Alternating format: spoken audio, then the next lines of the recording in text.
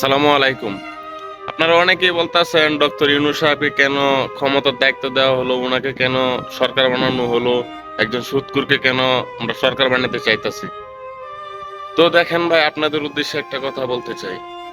আমরা একজন সরকারকে তখনই চিনতে পারবো যে দেশের জন্য কিছু একটা করবে এবং তার দ্বারা কি দেশের কোনো ক্ষতি হইতাছে না ভালো হইতাছে। আমরা তাকে নিয়ে তখনই মন্তব্য করতে পারবো যখন তার দ্বারা দেশের কোনো ক্ষতি হবে এবং ভালো হবে, তখনই তাকে নিয়ে আমরা সমালোচনা করতে পারবো। তো দেখেন, একটা মানুষকে আমরা এভাবে প্রথমে ফার্স্টে থেকে ভুল বুঝতে পারি না। তো সেই মানুষটা আসছে, তারে আমরা কিছুদিন সময় দেই এবং সে কিভাবে দেশ চালায়, কিভাবে পরিচালনা করে, এটা দেখার পরে আমরা বুঝতে পারবো সে কি দেশের জন্য ভালো চাইতেছে নাকি দেশের ক্ষতি চাইতেছে। এটা আমরা ঠিক তখনই বুঝতে পারবো।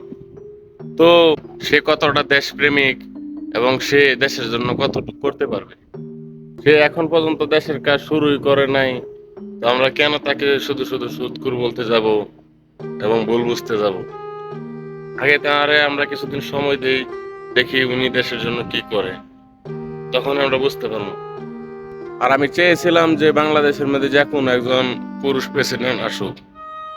তো এটা শুধু আমি না, বাংলাদেশের 99% মানুষকে জিজ্ঞেস করলে তো 90% মানুষই বলবে যে না, আমরা একজন পুরুষ প্রেসিডেন্ট চাই। তো ওনার কাছে আমার এতটুকু আশা যে বাংলাদেশের জন্য উনি কিছু একটা করবে। তো এটা শুধু আমার না, এটা সারা বাংলাদেশের সবারই আশা ওনার কাছে যে উনি বাংলাদেশের জন্য কিছু একটা করবে।